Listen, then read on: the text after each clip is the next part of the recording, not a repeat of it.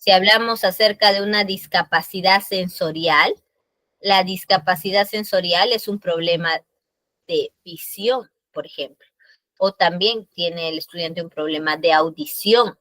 Si hablamos acerca de una discapacidad cognitiva, es porque presenta dificultades en el aprendizaje. Pero parte de estas dificultades de aprendizaje es que de alguna forma, eh, tiene problemas en la atención, en el procesamiento de información, tiene problemas de procesar de alguna manera todos los estímulos que se presentan alrededor, ¿sí? Y tiene dificultades para poder expresar esa información que le rodea, ¿no? En el caso del trastorno del espectro autista, el famoso TEA, existen condiciones que afectan pues la comunicación, las habilidades sociales y demás, ¿no? Y estas necesidades educativas transitorias son temporales, es decir, no requiere un acompañamiento constante, ¿sí? Puede ser posiblemente acerca de existe una lesión médica y como es una lesión médica, recibe tratamiento, se recupera y esa necesidad educativa transitoria se elimina, ¿no? Por ejemplo, en el caso de las personas o de los estudiantes que han sufrido de algún accidente automovilístico, ¿no? Presentan una discapacidad física porque están con el yeso, no pueden trasladarse y por lo pronto están asistiendo en silla de ruedas. Pero esta misma discapacidad física es transitoria porque de forma eventual va a poder caminar nuevamente, ¿no? Entonces, esas necesidades educativas, de alguna manera, nos va a permitir que se tengan ciertos aspectos en donde se puedan identificar cuáles son esas necesidades que tiene el estudiante y qué es lo que uno como docente o como psicólogo puede hacer por ellos, ¿ok? Si hablamos acerca de discapacidad, aquí ya estamos refiriéndonos a un desarrollo físico, cognitivo, emocional, social de una persona, ¿no? Y estas condiciones pueden tener pues un impacto significativo. ¿En dónde? En el aprendizaje, en la adaptación a las demandas cotidianas y demás. Esta discapacidad sensorial se involucran primero problemas con los sentidos, ¿no? La pérdida de la audición, la pérdida del aspecto visual, la sordoceguera y requieren de alguna manera enfoques pedagógicos adaptados, ¿no? Yo me acuerdo, hace ya bastante tiempo, conocí a un estudiante que no podía comunicarse, solamente gritaba, tiraba los objetos, ¿no? No podía comunicarse, no entendía el concepto del habla y tenía ya 6, 7 años, ¿no? Entonces, a través de la terapia del lenguaje, a través de ciertas técnicas y estrategias que también se involucró a la familia, pudo llegar a aprender el lenguaje de señas, ¿no? Y cuando entendió con el proceso, ¿no? Porque fue todo un proceso, entendió que podía comunicarse, ya podía esperar, ¿no? Porque también genera un estado de frustración, ¿cierto? Existen discapacidades físicas, existen limitaciones que de alguna forma se tiene que adaptar el entorno educativo a estas limitaciones. ¿Cuántos establecimientos ya tienen rampas para que puedan pasar los estudiantes o algún personal que tiene pues dificultades en movilizarse y utilizan silla de ruedas, ¿no? Así también hay trastorno de la comunicación. Cuando hablamos de un trastorno del lenguaje, puede ser el aspecto expresivo o puede ser el aspecto receptivo, ¿no? Que está vinculado con la comprensión. El expresivo está netamente relacionado con el habla, ¿sí? Con esa capacidad para poder expresar, para poder hablar, emitir algún tipo de sonido, ¿ok? Y el receptivo está vinculado con el aspecto de comprensión de la información. No sé si les ha pasado que Le hacen una pregunta a un estudiante y le dicen, a ver, por ejemplo, ¿cuánto es 1 más 1? Y el estudiante responde, ayer fue domingo. Te está dando una respuesta que no está involucrada con la pregunta, ¿cierto? Y como no está vinculado pues con la pregunta, no existe una adecuada comunicación, ¿verdad? Ahora, la tartamudez o espasmofemia también se encuentra vinculado dentro de los trastornos de la comunicación. ¿Por qué? Porque aquí no puede, bueno, el estudiante no puede expresar de manera fluida el contenido de la información, ¿no? También se ve afectada la comunicación verbal y no verbal. Todo comunica, ¿no? El primer axioma de la comunicación es que todo comunica, absolutamente todo. ¿Y cómo sabes que todo comunica? El tono de tu voz, las flexiones, tu postura, la inclinación, ¿no? Las microexpresiones del rostro, ¿cierto? El aspecto de proximidad que te encuentres con el individuo, ¿cierto? Todo eso forma parte de los trastornos de la comunicación. Ahora, si hablamos acerca de las necesidades educativas especiales, que son las más recurrentes, estudiadas de alguna manera, está vinculado el trastorno del espectro autista, ¿no? Aquí los comportamientos son repetitivos, son restrictivos y demás, ¿cierto? Entonces, aquí es donde se puede observar situaciones que el estudiante no puede llegar a controlar, ¿ok? No puede llegar a controlar. Entonces, ¿qué es lo que nosotros tenemos que hacer? Lo que se tiene que hacer es primero aceptar de alguna manera que no podemos dar un diagnóstico, ¿ya? No podemos dar un diagnóstico, no si el estudiante tiene TEA, no, no podemos dar un diagnóstico. Lo que se puede hacer es tener una presunción diagnóstica como psicólogo o, en su defecto, derivarlo a un especialista. ¿Por qué? Porque aquí hay aspectos médicos involucrados, ¿no? Por ejemplo, si yo observo que el estudiante tiene dificultad para comunicarse, no le gusta interactuar socialmente, hay patrones repetitivos, ¿no? Pueden existir algún tipo de deterioro significativo en el aspecto cognitivo, ¿no? ¿Cómo es que uno, como docente o como padre o como psicólogo, logra identificar estos aspectos? Me acuerdo que te mencioné que hasta antes de los 3 años de edad había una prueba denominada, o hay en el Ministerio de Salud acá en Perú, lo utilizan, que es el tamizaje de neurodesarrollo. Este tamizaje de neurodesarrollo está dirigido para niños de 0 a 3 años de edad, para ver si posiblemente tengan un problema, un trastorno de neurodesarrollo. Y dentro de estos indicadores, los más, de alguna manera, resaltantes, ¿ya? Los más resaltantes, están vinculados con esa capacidad para poder expresar sus emociones, ¿sí? Pero no solamente las emociones, sino también el aspecto de reconocer los ruidos. Por ejemplo, le preguntan al estudiante, eh, ¿se ha sentido perturbado? ¿No?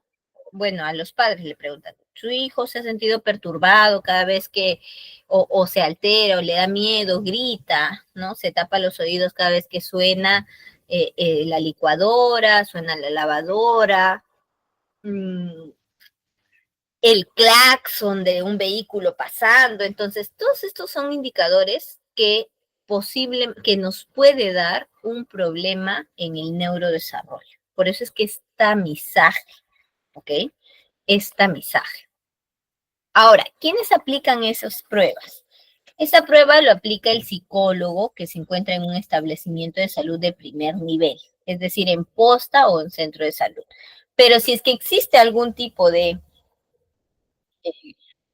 algún tipo de dificultad al momento de observar observar al menor, ¿no? Lo que se hace es derivar. Se deriva medicina pediatría, el pediatra lo deriva también con el neurólogo y nuevamente el neurólogo mmm, trabaja con el psicólogo para la aplicación de algunas pruebas, algunas herramientas. Por ejemplo, está el diagnóstico del autismo revisado o el cuestionario de observación de autismo, el ADOS. También son muy conocidos dentro del área psicológica. Ahora, ustedes como docentes seguro me van a preguntar, pero ¿yo lo puedo aplicar? O sea, si soy docente, ¿ya? ¿Yo lo voy a poder aplicar? En realidad, no, ¿sí? Quien debe realizar la aplicación es un especialista, ¿ya? ¿Qué es lo que ocurre? En muchas oportunidades se ha atendido, bueno, he atendido a padres de familia que vienen asustados y preocupados porque el docente en el aula le dijo, su hijo puede ser que tenga autismo. Y se han acercado asustados a la institución educativa, a dirección y al establecimiento de salud. Entonces, para este tipo de situaciones, lo que yo sugiero es que no etiquetemos al estudiante con algún trastorno, ¿sí? Lo que se puede hacer es sugerir al padre de familia que realice, ya, que realice o que, bueno, que pida la posta una evaluación psicológica integral, donde va a poder identificar si es que el estudiante realmente está teniendo algún tipo de problema en su proceso de neurodesarrollo, ¿no? O si ya tiene un trastorno de neurodesarrollo, ¿ok? Entonces, por ejemplo, si Néstor nos pregunta, ¿cómo se les puede ayudar a los niños del autismo en el salón de clase? No te preocupes, hay una sección que es actividades. Ahí aparecen distintas acciones que uno puede realizar como docente en el aula para que puedan estar, bueno, de alguna forma puedan involucrarse un poco más en ese proceso, ¿sí? Pero el aspecto de girar en el aula, sí. Ahora, ojo con esto. Hay unos estudios. Aquí sí debemos tener cuidado, de alguna forma, porque muchos confunden al autismo por estas conductas repetitivas, ¿ya? Con el TDAH. El TDAH es un trastorno de déficit bueno, es un trastorno por déficit de atención e hiperactividad. Y existen tres tipos. Con predominancia en la atención, es decir, tiene problemas en la atención, con predominancia en la hiperactividad e impulsividad, es decir, se muestra muy hiperactivo e impulsivo, ¿no? O pues ambos, ¿no? Como el combinado, ¿cierto? El mixto. Entonces, ¿qué es lo que se debe hacer? Primero está el aspecto de identificar cuáles son esas sintomatologías dentro del aspecto de atención, hiperactividad e impulsividad. No es lo mismo, ¿ya? Si nosotros hablamos acerca de atención, el estudiante puede estar observándote, pero a los 5 minutos ya te perdió, ya te perdió. No está, mira a un lado, mira al otro y dice que, o está preguntando constantemente a su compañero del costado para saber qué había dicho el profesor, ¿cierto? El estudiante que se muestra hiperactivo es aquel que no puede estar de pie. Digo, que no puede estar sentado, tiene que estar en movimiento, ¿sí? Se pone de pie, se pone a caminar, sale del aula, ingresa y demás. Ahora, uno puede decir, ¿y como adulto esto puede evidenciarse en la adultez? Claro que sí. En lugar de ponerse de pie porque sabe que por norma social no te puedes estar poniendo de pie en tu centro de trabajo, por ejemplo, está sentado y moviendo la pierna o está moviendo la mano. tiene que estar realizando algún tipo de acción por esa hiperactividad, que es distinto al aspecto de impulsividad. ¿Por qué? Cuando estoy hablando acerca de esta impulsividad, ¿ya? La impulsividad, de alguna forma, se vincula con las acciones que realiza el individuo, y estas acciones que realiza el individuo puede estar vinculada con algún tipo de agresión que se pueda dar con su par, ¿no? Por ejemplo, el estudiante está sentado, ¿sí? Y decide ponerse de pie y camina hasta el tacho para botar alguna basurilla, ¿no? Puede ser desperdicio de su tajador, o puede ser pues una envoltura de galleta, ¿no? Voltea y se tropieza al voltear con alguno de sus compañeros, ¿no? Entonces esta acción le enoja y lo empuja y le dice, pero ¿qué tienes? ¿No? ¿Cómo me vas a empujar? Empiezan a discutir, ¿cierto? Entonces, ese sería un acto de impulsividad, ¿ok? A ver, ¿cuáles serían los indicadores? ¿No? ¿Cuáles serían esos indicadores? Parte de estos indicadores es, primero, la evaluación de la atención. El aspecto de la atención, la atención está relacionado netamente ¿a qué? A actividades que normalmente el estudiante puede hacer, ¿sí? Dentro de un periodo de tiempo. Por ejemplo, le colocan una serie de números y le dicen, encuentra el número 7, y tiene que redondear el número 7. Es un ejemplo, ¿no? Que está vinculado al aspecto de la atención. En el caso de la impulsividad, son sucesos que acompañan al estudiante para identificar cuáles son esas acciones que, que conllevan a realizar algo, ¿no? ¿Por qué? Porque pierde el control de sus propias emociones, no saben gestionar sus emociones, ¿cierto? No saben gestionar, reaccionan de forma pues muy precipitada, no piensan en las consecuencias, tienden a ser pues muy agresivos incluso, ¿ok? Eh, muy bien. Ahora, en el caso de las evaluaciones clínicas que se tiene para este TDAH, se encuentra la escala de Conners. Esta escala de Conners está separado tanto para atención, impulsividad e hiperactividad, ¿sí? Y esta escala se le aplica o se le hace las preguntas a los padres de familia también, porque es necesario saber si es que este estudiante de alguna forma tiene algún tipo de trastorno del neurodesarrollo y que afecta su entorno familiar, ¿no? Porque en casa es el medio más inmediato para identificar cuál es el tipo de trastorno que se puede tener, ¿sí?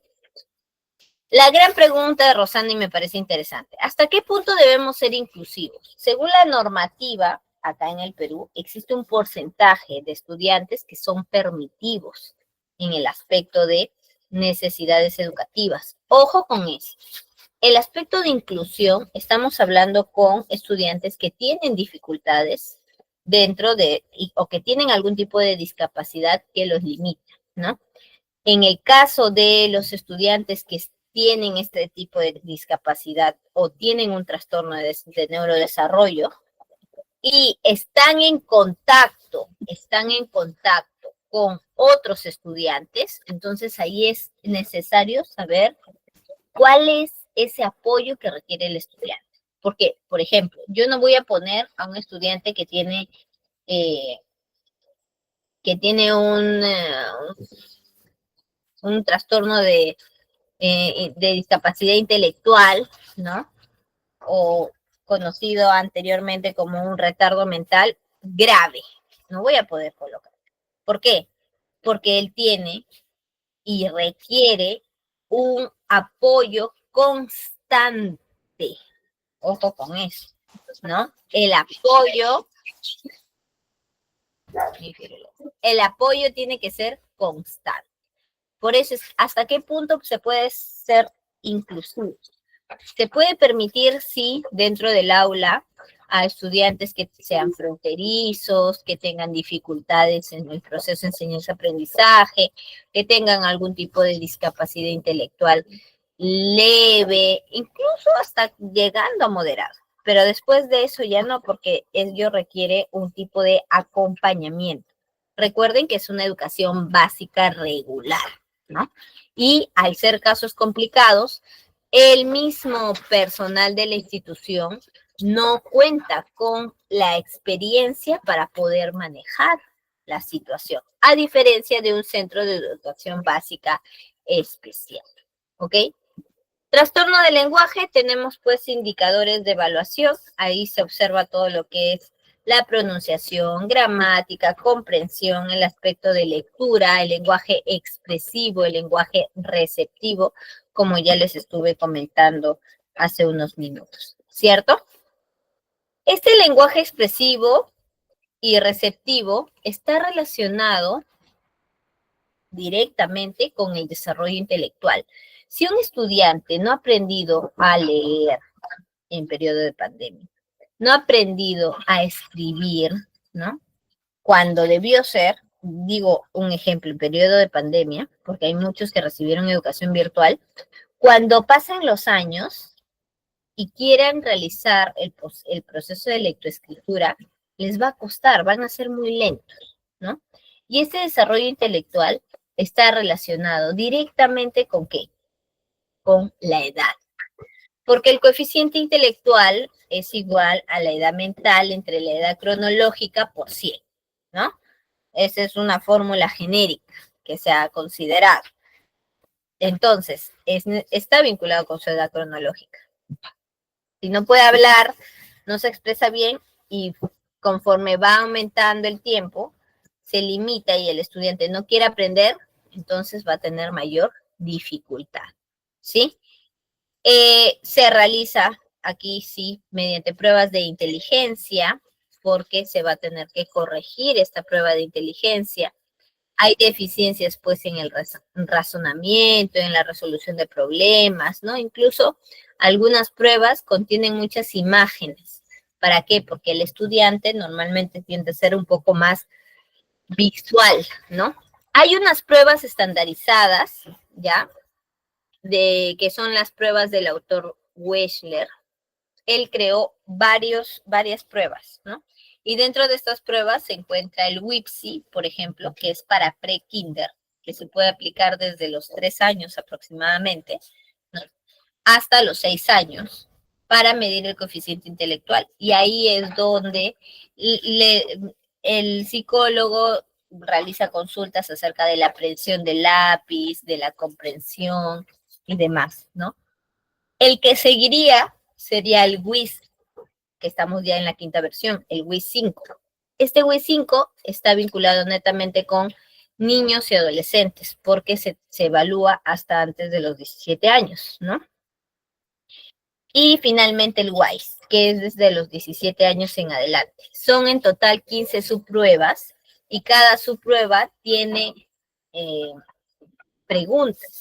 Por eso es que esta prueba, ya sea el WIPS, el WIS, el WISE, no se puede aplicar en una sola sesión, se tiene que distribuir en varias sesiones, ¿ya? Incluso en 2 sesiones mínimo, 3 sesiones bueno, 3 sesiones aproximadamente, por la cantidad de preguntas, porque cada pregunta, bueno, cada subárea está vinculado con una cantidad específica de preguntas. Ahora, ¿uno como docente puede aplicar estas pruebas? No, ¿sí? Los psicólogos sí lo pueden aplicar siempre y cuando cuenten pues con el instrumento y hayan entendido en parte de él, ¿no? Pero de lo contrario, no va a ser posible, ¿ok? ¿Cuáles son estos niveles de discapacidad intelectual? Hay varios niveles, ¿ya? Tenemos el nivel leve, ¿sí?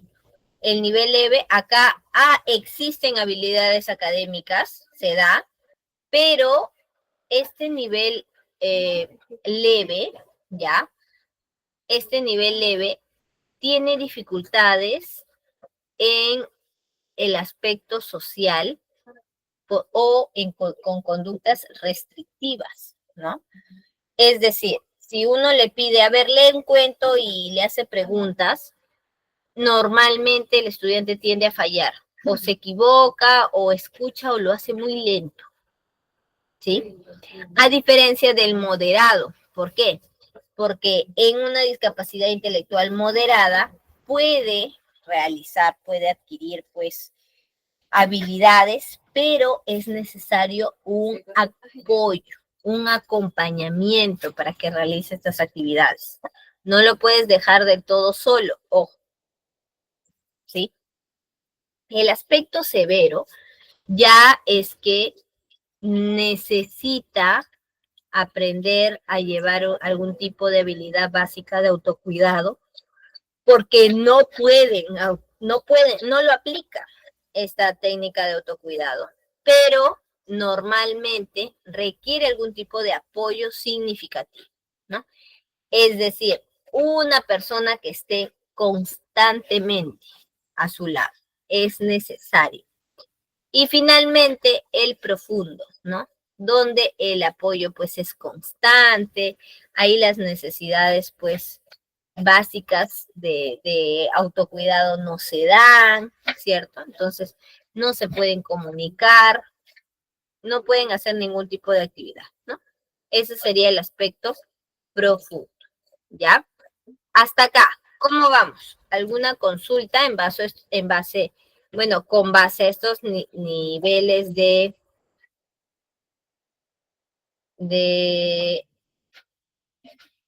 discapacidad intelectual? Pueden colocarlo en el chat, por si acaso. Pueden colocarlo en el chat para, para ver, ¿sí? Ahora, ¿existen dificultades de aprendizaje? Sí. Hay algunos diagnósticos que están relacionados con situaciones que pueden evidenciarse en el aula. Por ejemplo, si hablamos acerca de la dislexia, el problema es la decodificación de las palabras, es decir, confunden el sentido de las palabras, la forma en la escritura, ¿no? Los fonemas, confunden la C con la CH, ¿no? La J con la G, la K con la Q y demás. La discalculia es que tienen dificultades en la comprensión, pero de los conceptos de cantidad, ¿sí? Ahí no puede realizar operaciones o no se puede resolver problemas netamente numéricos por el problema de falta de percepción de cantidades, ¿sí? Si tiene problemas en el aspecto auditivo, las dificultades están relacionadas con la interpretación de la información auditiva. Si hay problemas en el procesamiento visual, hay dificultades en la interpretación, pero de la información visual, ¿no? Y de alguna manera esto puede afectar pues la lectura, la escritura, la ortografía. Estos son algunos diagnósticos que se basan dentro de las dificultades de aprendizaje. Entonces, la pregunta del millón es, ¿no? Así como quiere saber de Yesenia. ¿Qué pasa si un niño dice se le dificulta hablar y cuando lo hace es con mentiras? Ojo con esto. El aspecto del habla dentro de una dificultad de aprendizaje está relacionado a una dificultad cognitiva, si hablamos acerca del aprendizaje. Cuando está relacionado con un aspecto emocional, porque dice cuando lo hace es con mentiras, ¿no? Se puede llamar hay otro tipo de problema. No es que sea un problema neurológico como tal. Es posible que también sea un problema emocional, ¿sí? Hay que identificar esos dos. ¿Y cómo es que se puede identificar? Primero, a través de la observación. Es necesario que el estudiante pase por una evaluación inicial, una evaluación multidisciplinaria. ¿Qué significa eso? que todos los tutores conversen acerca del estudiante. Los profesores, ¿no? Toda persona que está interactuando con él. El médico, el psiquiatra, el psicólogo, el neurólogo, el neuropediatra, ¿no? Para poder, ¿qué? Identificar esa necesidad educativa especial. Y después se puede derivar. No se le puede dar un diagnóstico como tal sin hacer primero la evaluación. Yo no puedo verlo y decir, no, este estudiante yo creo que tiene autismo. No, nada de creer, ¿sí? Se trabaja, se colabora con los padres, el personal de la institución educativa, se hace un programa, se planifica con cada uno de ellos, ¿ok? A ver, claro, puede estar vinculado incluso a una discapacidad visual, Rosana. Hay muchos estudiantes, sobre todo en primer grado, que tienen dificultades cuando usan, pues, no usan lentes y están así, acercándose. Y no logran ver bien la pizarra. No logran ver bien y cuando el profesor les hace una pregunta no logran responder porque no han observado bien. Entonces tiene problemas en el aspecto visual. Y para eso es necesario que se identifique, ¿sí? Que se detecte si es un problema de neurodesarrollo, es un problema de su desarrollo, o es un problema temporal que requiere algún tipo de ayuda temporal. ¿Por qué temporal? Porque si le pones lentes, el problema es el supuesto problema, en realidad la necesidad ya cambió, ¿cierto? ¿Cómo hago para enseñarle? Dice, sabiendo que él dice que se le olvida todo y se pone a llorar sin que lo regañe, solo porque lo ponen a estudiar. Eso es que, Yesenia, en este caso, ello va a depender bastante con el tipo de interacción que haya tenido con su medio, ¿sí? Porque es que se pone a llorar, es muy emotivo, ¿no? Ahora, eso también lo realiza en casa. Se tendría que preguntar si eso ocurre también en casa. Porque si ocurre solo en el colegio, entonces hay alguna situación en el colegio que le ha generado algún tipo de frustración, ¿ya? Algún episodio que no le ha agradado y esto le ha generado un episodio pues de estrés al no poder controlar esto, lo que hace es empezar a mentir exclusivamente en el colegio. Pero si se da también en casa, ¿no? En distintos ambientes, entonces podríamos hablar acerca de un problema que va más allá del aspecto conductual o emocional. Ahí sí estaría vinculado con algún tipo de problema de neurodesarrollo. ¿Mm? Pero si no ocurre ello, entonces no hay ningún problema. ¿Ok? El aspecto emocional implica sensibilizar a los padres de familia y al estudiante. ¿Sí? Así que parte de las estrategias de intervención tenemos primero la evaluación individual, básica. Todos los estudiantes deberían pasar por una evaluación inicial. Después, adaptación curricular. Si yo sé que voy a tener estudiantes con algún tipo de necesidad, lo que debo hacer es adaptar la currícula que tengo a este tipo de estudiantes también, ¿no? Involucrar tal vez el tema en lugar de hacerlo en una clase, lo hagas en 2 o en 3. Y fomentar la metodología activa, por ejemplo, el uso de los dispositivos, ¿cierto? Ahora, tenemos aquí algunas actividades, porque me han estado preguntando acerca de las actividades, ¿verdad? Ya, pero ¿cómo puedo hacer y demás? Muy bonito, mucha teoría y demás. Ok, vamos a enfocarnos en las actividades. Parte de las actividades está relacionado con ¿qué? Con la, por ejemplo, dislexia. En el caso de la dislexia, hay juego de palabras, ¿no? Que se tiene que formar. Por ejemplo, van a tener 2 columnas, ¿ya? 2 columnas. Y el estudiante va a pintar la palabra que no existe, ¿sí? Por ejemplo, yo digo pizarra y tizarra. ¿Cuál es la palabra que no existe? Ah, ya, tizarra. Entonces, lo va a colorear, ¿sí? Se va a tener que señalar. Se colorea, se marca con una X, se cierra en un círculo la palabra que es inventada. De esta manera se puede trabajar el aspecto de la dislexia. Ojo, yo te estoy explicando actividades que puedes aplicar en el aula porque eres docente, ¿sí? No te puede explicar actividades terapéuticas porque eso le correspondería a un psicólogo como tal. Pero dentro de tus capacidades y dentro del aspecto de tu ejerción de la profesión, es algo que sí lo puedes hacer, ¿ok?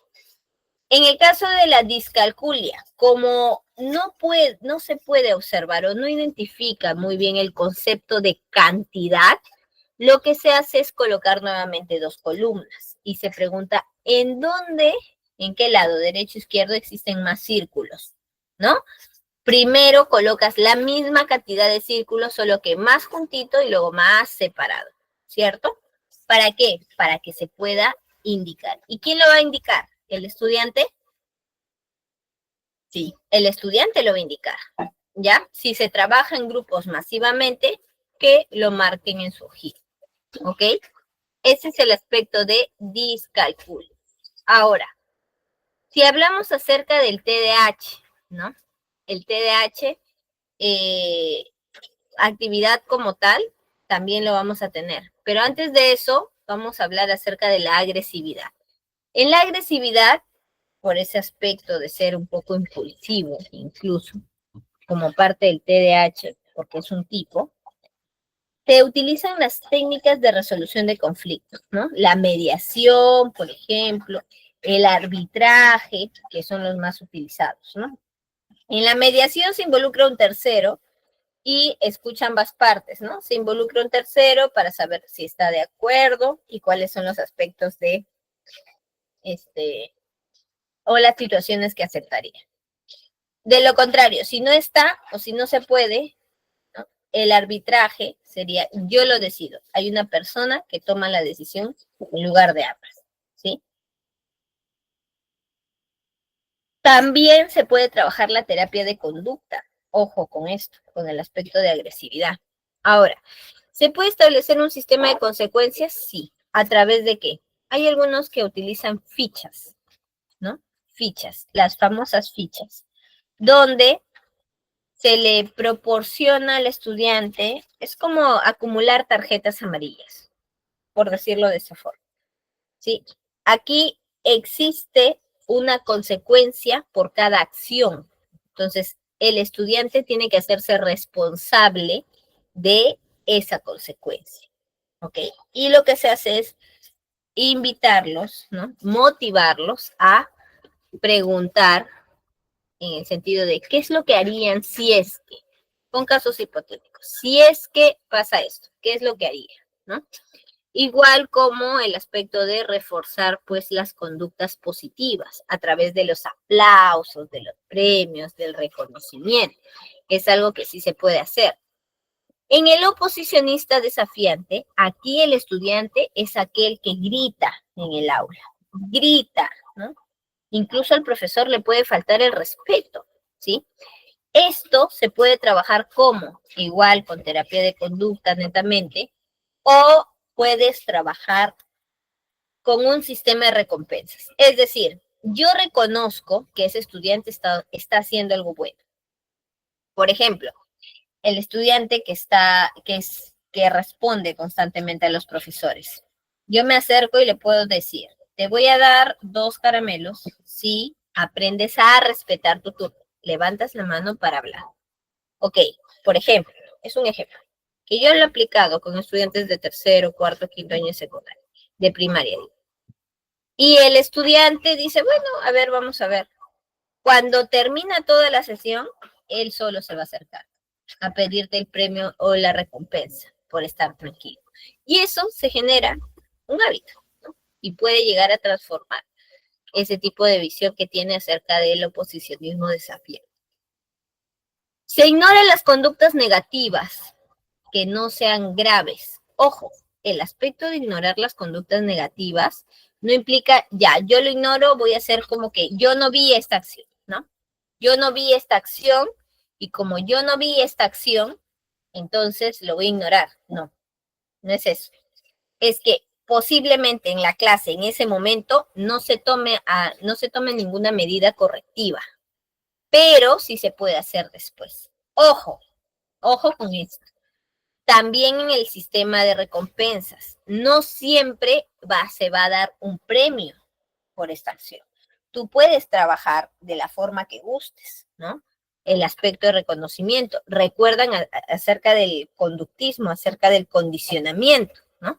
Porque Gloria pregunta, ¿eso no es condicionar al estudiante? Claro, algunos profesores lo aplican. Algunos profesores dicen, bueno, yo lo voy a condicionar. O sea, voy a proporcionarle un caramelo si es que está toda la clase tranquilo.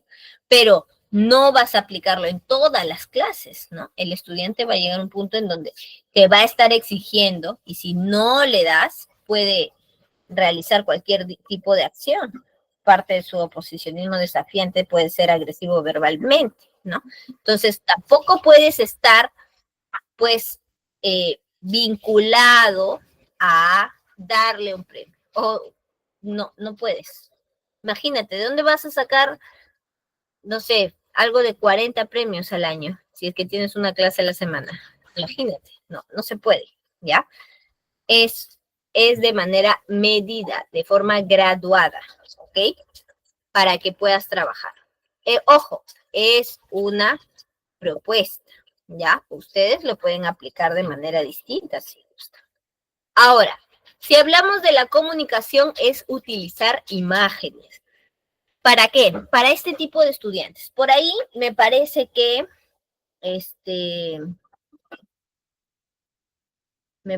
Néstor, ¿no? ¿Qué pasa si tengo un estudiante o cómo se le puede ayudar a los niños con autismo en el salón de la clase, ¿no? A ver, en el caso de ellos se puede trabajar con dos aspectos. Primero, el aspecto de la comunicación y segundo, el aspecto de la interacción social. Porque el estudiante que tiene autismo, de alguna forma, presenta dificultades en estas áreas, ¿sí? Por ejemplo, en el caso de la comunicación se utiliza imágenes, como lo dije hace un momento. Se coloca una cara en blanco, ¿ya? Una cara completamente vacía, solo la silueta de la cara, ¿no? Del rostro, y se le solicita que complete con las partes de la cara y le das hojitas. Como un rompecabezas en realidad. Eso es lo que se puede hacer, ¿no?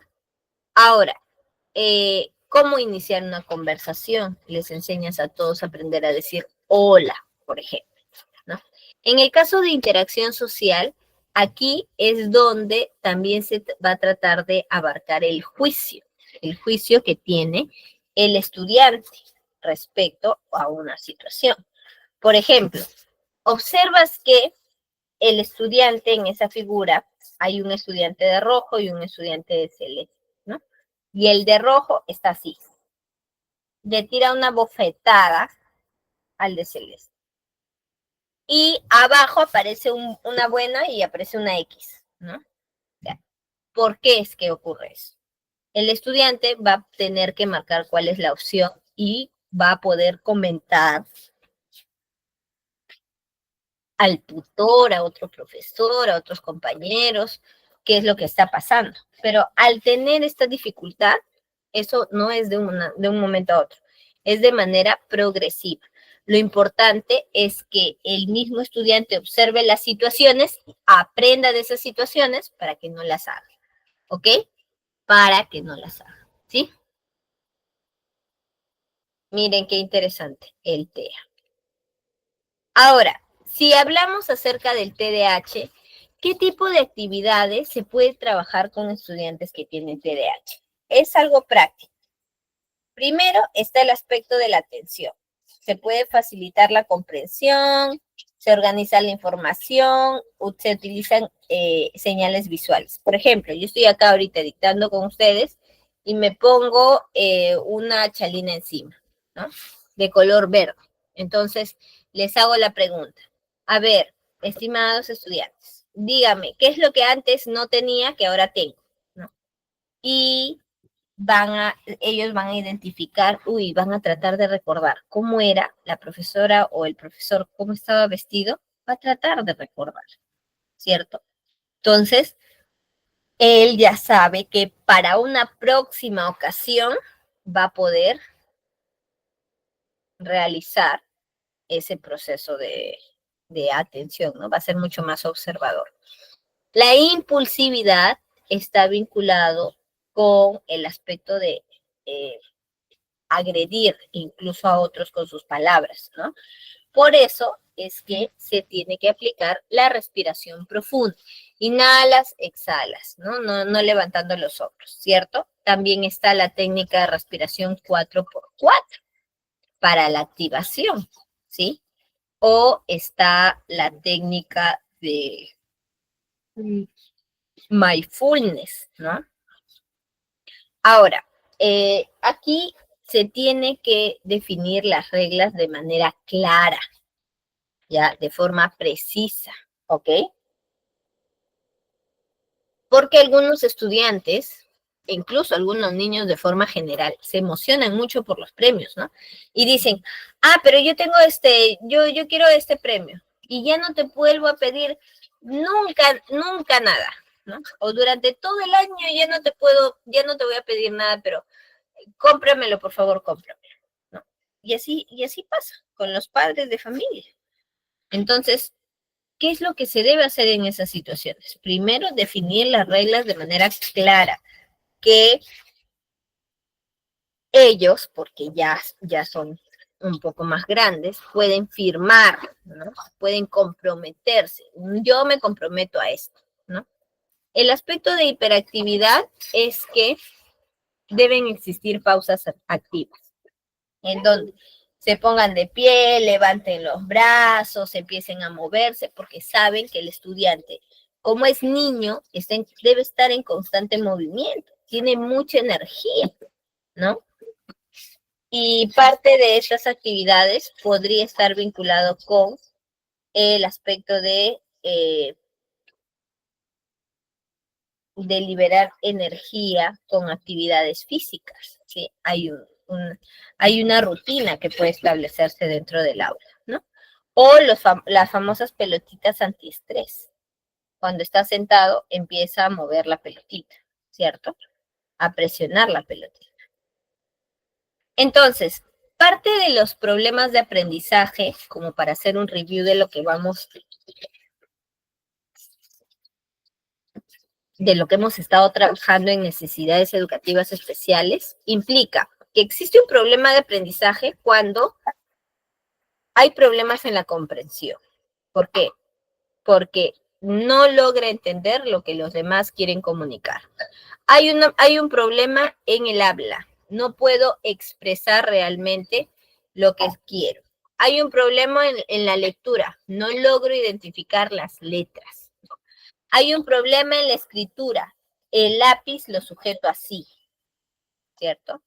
Hay un problema en el área de matemáticas.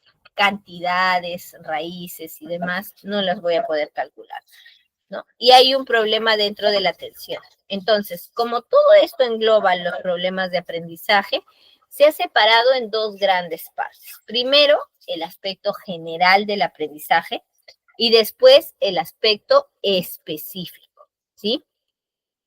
Parte del aspecto general es que aquí disminuye considerablemente su rendimiento académico, las actividades de su día a día, lo hacen con mucha lentitud y eso puede generar incluso hasta desinterés, ¿ok? ¿Qué problemas o cómo es que se logra identificar? Primero, tiene un inconveniente para poder relacionarse con otros, ¿no? Porque esta dificultad es mucho mayor cuando se compara con los niños de su propiedad. Por ejemplo, las personas esperan que el menor a los 3 años ya sepa realizar trazos, es un ejemplo, ¿no? Entonces, el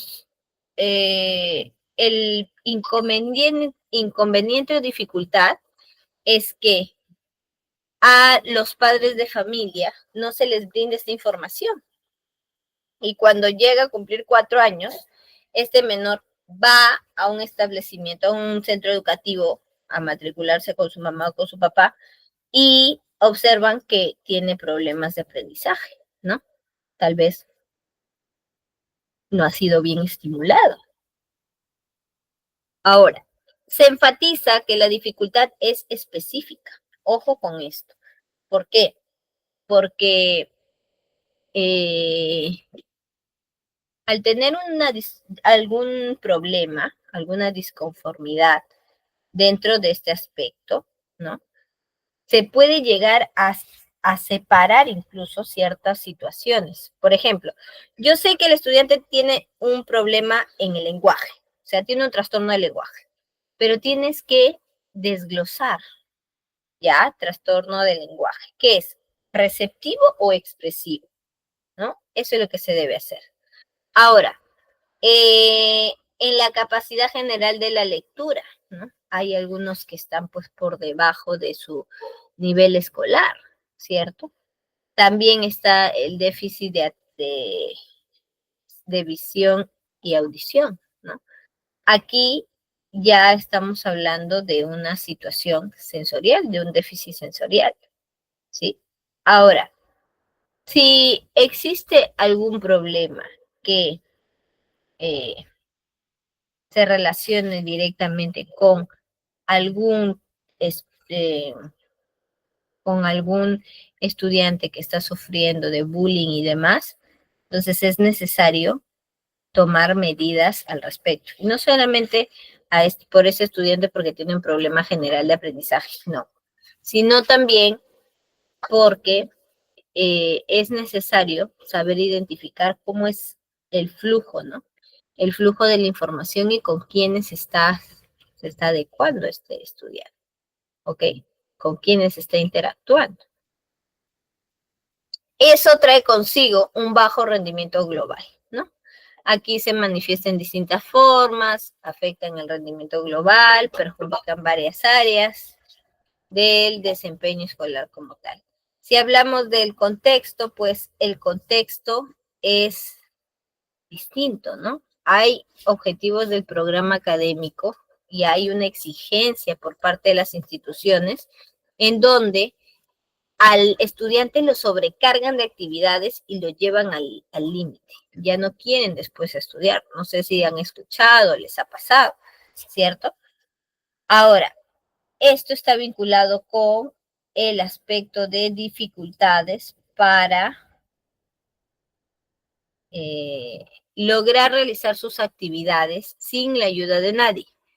Pero al mismo tiempo se tiene que manejar la situación de la forma más asertiva posible, ¿no?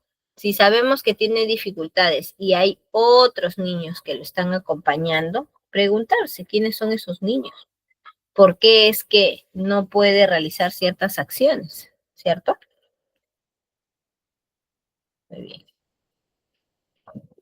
Ahora, existen razones. ¿Cuáles son esas razones para los problemas de aprendizaje? Tenemos dos grandes factores. Primero del niño y luego del ambiente. El niño es exclusivamente del menor, ¿no? O sea, son factores personales, en otras palabras. ¿Qué es lo que influye para que tenga un problema de aprendizaje? Su inteligencia, ¿sí? Su nivel de coeficiente intelectual, su estado de salud también, que los padres hayan tenido alguna visión borrosa, algún tipo de problema en el oído, por ejemplo, o sea, que haya tenido problemas de vista u oído, ¿no? La personalidad, ¿sí? Porque eso va a depender del menor, la personalidad, el TEA, ¿no? Trastorno específico de aprendizaje y los trastornos mentales de manera general. Ahora, si hablamos acerca del medio, ¿quiénes estarían en ese medio? En ese medio estaría el lenguaje en el hogar. ¿Qué pasaría? ¿Qué pasaría si es que un estudiante se pone a gritar? Grita constantemente. Entonces, un profesor se asusta y dice, ¿qué está pasando, no? Pero no le preguntan a la mamá si es que grita en casa. Le cuentan el suceso, nada más. Y este estudiante, cuando llega a su casa, escucha que la abuelita le llama la atención al papá, que el papá le grita a la mamá, que su hermano se empieza a patear al perro. Entonces, es un problema, ¿no? No es un lugar adecuado para que el estudiante pueda realizar sus actividades escolares, ¿cierto? Y el lenguaje en el hogar puede estar empobrecido. ¿Por qué? Porque no existe esa cultura de la lectura, por ejemplo, ¿cierto? La atmósfera, el aprendizaje en casa, los problemas de familia, ¿no? Los cambios en las escuelas, el ausentismo, la calidad de la escuela como tal, tienden pues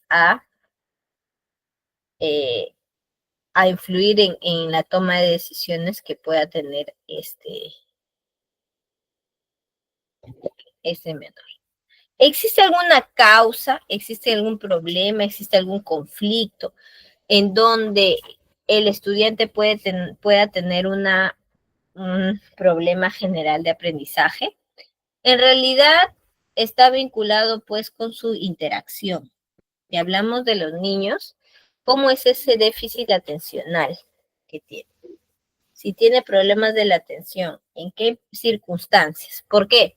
Yo le puedo dar ahorita una serie de números y el estudiante no va a comprender y no va a poder hacer la actividad. Pero si yo le doy un rompecabezas y le digo que, bueno, que lo arme, ¿no? O sea, ahí hay que observar cuáles son esas actividades que se puede realizar dentro del aula, tanto dentro como fuera del aula. En el caso de las familias, ahí se tiene que manejar los horarios, ¿sí? El desayuno, el almuerzo, la cena como tal. ¿Por qué?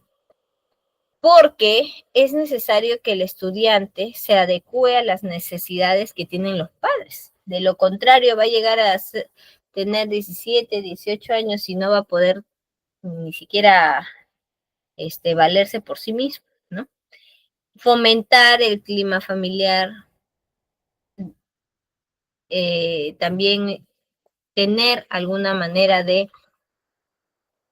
asistir a un profesional que pueda trabajar con estas deficiencias socioculturales también, ¿ok? En los colegios, ¿qué es lo que pasa en los colegios? También forman parte de origen del problema general de aprendizaje, ¿no? Tenemos pues los métodos de enseñanza no son los adecuados, tienden a ser muy distintos conforme va pasando el tiempo, ¿sí? Las deficiencias de los maestros, que son pues actitudes, mmm, actitudes pedagógicas que limitan al docente a aceptar algún tipo de estudiante con este tipo de dificultades, ¿no? Hay programas y exigencias que no están acorde a lo que requiere.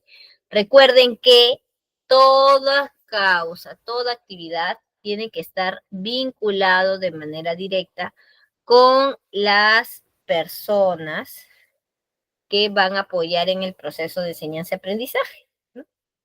Ahora, hay relaciones inadecuadas entre el profesor y alumno, ¿no? Que chatean incluso. Y hay deficiencias organizacionales en los colegios, ¿no? No sé si es que han observado, pero acá en Perú está siendo muy frecuente la situación de observar que tiene algún, algún, algún problema, a pesar que realmente no lo tenga, ¿no? Y sea un aspecto emocional netamente. A ver. Vamos a empezar con este casito. Casito 1. José es un estudiante de segundo grado de primaria, es cariñoso, inquieto, no permanece sentado en las horas de la clase, se para constantemente, no sigue las instrucciones, ¿no? Se tiene que dar en forma reiterativa las órdenes para que las cumpla. Evidencia pues dificultad en la lectura, todavía si la vea. Pero a todo esto es que al momento de escribir, copia lo que se escribe en la pizarra, pero no logra entender lo que está copiando, ¿no? No logra entender lo que está copiando. Entonces, ahí es donde se observa pues la dificultad que tiene menor. ¿Ok? Este casito dice que cambia la letra C por la CH, la G por la J, la T por la D. Mi gran pregunta es, a ver, yo les voy a explicar esta porque después de este hay otro casito, ¿ya? A ver, si el estudiante tiene estas dificultades, ¿qué es lo que se debe hacer? Primero, una evaluación inicial, lo básico. Después, estrategias de intervención. Por ahí no les gustaron el condicionamiento. Ok, pero también existe un refuerzo positivo, un refuerzo negativo, ¿no? Rutinas, el aspecto de ser estructurados hasta cierto punto.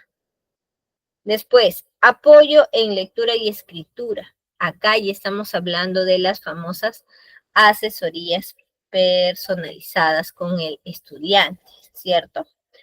Pero, ojo con esto, esta propuesta de solución ustedes lo pueden adaptar en base a los requerimientos que tenga el estudiante, ¿ya? Muy bien, adaptación de material, cuáles son los textos, cuál es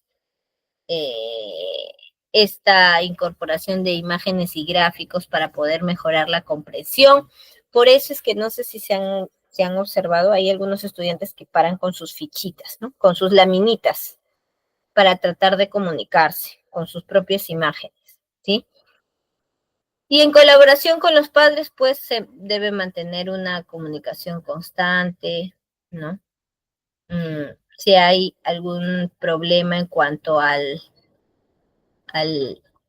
reconocimiento de letras, de cantidades y demás, recuerden que las acciones inmediatas son las que pues va a poder permitir que el estudiante realice otras acciones, ¿ok? Muy bien. Vamos ahora con esta escalera metacognitiva. Ojo con esto.